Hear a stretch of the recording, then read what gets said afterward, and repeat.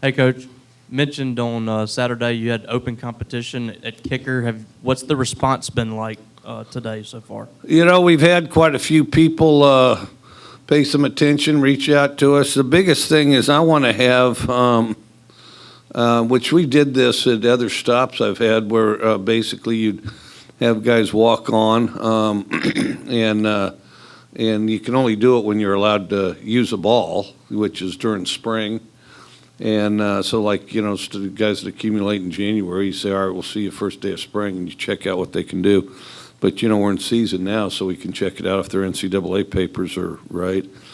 And anyway, we want to have a pile of kickers that are available that we cultivate, develop, and over the years, most of my kickers have been walk-on guys that have developed and improved to the point to where they become the starting kicker. And I remember one guy, and I have the utmost admiration for him, you know, starting right out of high school. He went to the kicking tryout, and we cut him. We cut him for like 3 years. And he kept working, and, you know, we cut him for like 3 years. He was a starting kicker for like 2 years for us, and it was really quite impressive. And he's, you know, just became deadly accurate, grew a little bit. And so anyway, I just want to have a pile of kickers, and I want to develop them over time so that as they improve and elevate, you know, they have a chance. I've also had a situation where the walk-on kicker played ahead of the scholarship kicker, which I'll do that without any hesitation because, you know, whoever plays the best and helps us be successful is the guy we want out there. Hey, Mike, how does some of the kicking issues maybe impact play calling moving forward when you're maybe in the red zone or in kicking range? I don't know. I'm inclined to go for it on fourth down anyway, or they probably need to be a little more aggressive with it. Should have been to begin with, you know. And you know, shoot, if you look back. We used to go for it on fourth down more than anybody. I probably ought to get back to my old ways, you know. Coach, clearly this year you've had several games that could have gone either way, and you guys have not gotten the lucky breaks in some of them. But just going into the late stretch, down stretch of your second season at Mississippi State, are you pleased where this program is? This program about where you thought it would be going into your second season? I just keep, you know,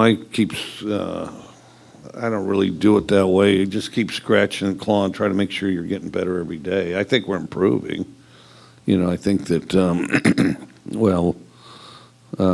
we've already beaten several teams nobody thought we were going to beat. But, you know, I think that, you know, we just got to keep getting better. And the worst of it is there's several within our grasp, you know, that, you know, a play away, one play away, you know, we win the game, and we can't lose sight of that. But, you know, I thought our guys played extremely tough environment, you know, all the things that went into it. These guys all had off week before we played them, and then they're loaded with seniors running around with like 96 scholarships to our 79. But the good news is our guys are going to be here next year, and they're going to learn from this game. They're going to be here for a couple of years, and you know, some of these guys aren't going to be there next year on those other teams. Afternoon, Mike. Who would kind of be, I know you kind of alluded to this a minute ago, but who would be your starting kicker, I mean, if the game were today? I don't know. We're going to check it out this week. Okay. And have you spoken to either of your guys that played on Saturday about your post-game comments about the kicking tryout, and are you concerned that they've impacted their confidence, or do you think it kind of gave them a chip on their shoulder? You know, I don't know what it did, but the thing is that there's a ball and you kick it, and it really doesn't matter if a bunch of 7-year-olds are watching, or if you know, 5 million Mongol warriors on horses getting ready to shoot their bows and arrows at you, because you know, I mean, you approach the ball and kick it. It's simple as that. But I do want to have that depth, you know, that we developed. And I just got to thinking about it, that we hadn't done that. We hadn't done that here, and you know, it's just kind of automatic, you know, as they would come through and, you know, there'd be a list of about 40, you know, and some would kick it worse than you would think, like worse than you can, for example. And, well, okay, so, but some were even worse, trust me. And then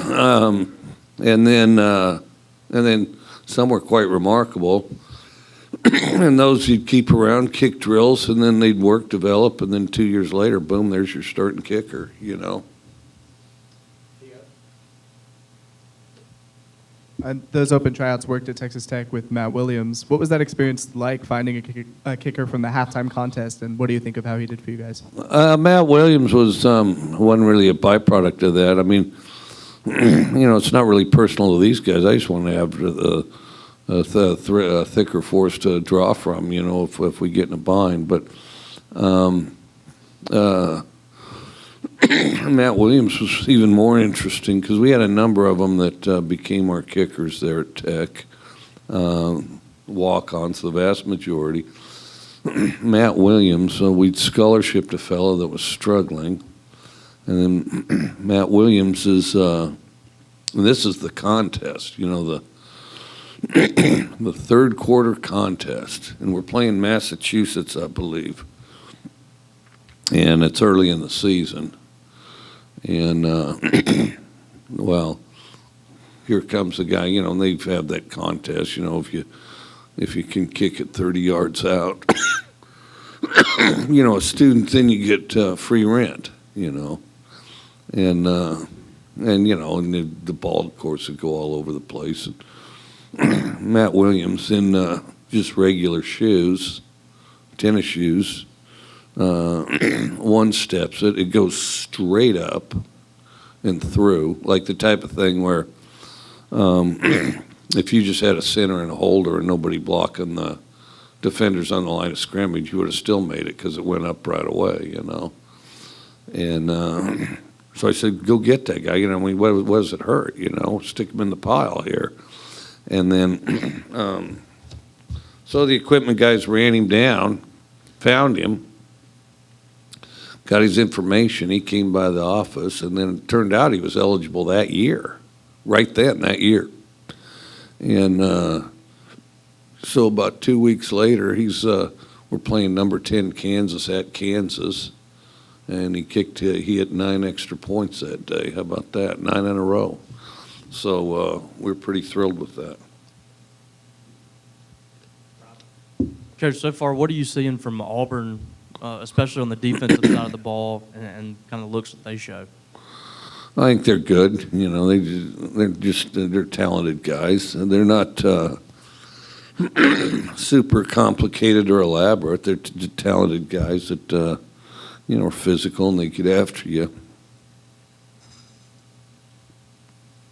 Mike, with the special teams kicking aside, you've had, you know, a couple punt returns this season and some penalties even in that last game.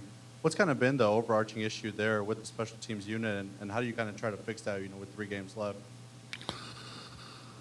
I don't know. We got to just be more disciplined in there, you know. I mean, nobody works on special teams more than we do. We just got, you know, the 2 last week that I can think of. I can't remember what all. One was we hit a guy in the back, which was just stupid. And then the other thing is we jumped offside, which that's dumb too. There was maybe another one, I can't remember. It's obviously Harson's first year in the SEC. I mean, you're only 1 year removed from your first year as a head coach in the conference. What was kind of your biggest growing pains, you think, for being your first year in? Obviously, you know, last year being a COVID season, but COVID stuff aside, what was kind of your biggest difficulties year 1, you think? Well, all those interruptions were the worst thing, you know. And then the other thing, and I don't think it's lost on anybody, but you know, there are those out there that try to make things as joyless as they possibly can, and they did. They successfully did it. And then the other is, you know, everybody wants everybody come into the SEC and jump up and down and say, well, you know, the SEC's special by some gigantic margin, and it's so much different than where you were before or whatever, you know.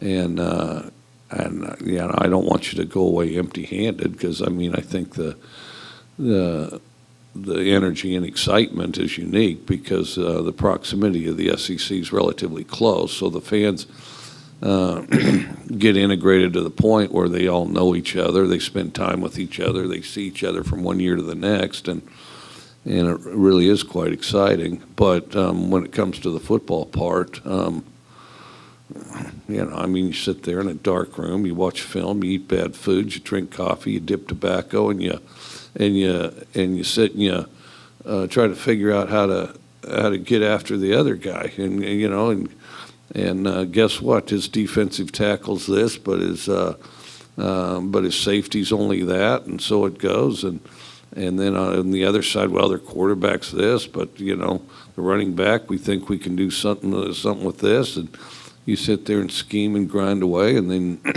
you try to have a great week of practice, because I think that's the biggest thing, is a great week of practice. And then you fire it away, and you know, you'll find it's uniquely similar to the SEC in this way, to the Pac-12, the Big 12, whatever conference Boise was in at the time, because they keep changing the name. And so I would think that he finds it eerily similar. And Bo Nix, a guy that you saw last season, how have you seen him kind of improve in the last year? What do you remember about him when you played him, and what makes him dangerous as a quarterback? He's got some mobility to him. You know, I mean, this conference is full of great quarterbacks, and not to take anything away from him, but, you know, he's going to present similar challenges to the others we faced this year, you know. Jaden Wally held 2-1 catch for 3 yards against Arkansas. He hasn't had a 100-yard receiving game yet this season. Is that just a factor of having more depth at receiver, or has he not made the leap you might have expected from year 1 to year 2? Well, I think Ford's done a really good job taking some of those catches away from him. You know, he had a chance to have 2 more this last game, but I think you know, as Ford emerges, you know, Wally's kind of in a dogfight for reps to see which one he gets, Ford gets, or Jameer gets, you know. You mentioned a couple of weeks back that this was kind of a one-layer team in terms of depth. Did you see it more as a two-layer team in terms of depth, or where's that depth right now? We're trying to get there to that. I don't know that we're there yet. You know, depth's kind of relative. Like last year, we're like 5 layers deeper. But yeah, we're pretty thin. But you know, the thing that's exciting is we've got a lot of people that are sophomore or less that are playing pretty well. Cole Smith again at right guard in that game against Arkansas. What are you kind of seeing from him in the past couple games, and do you anticipate him getting some more playing time moving forward?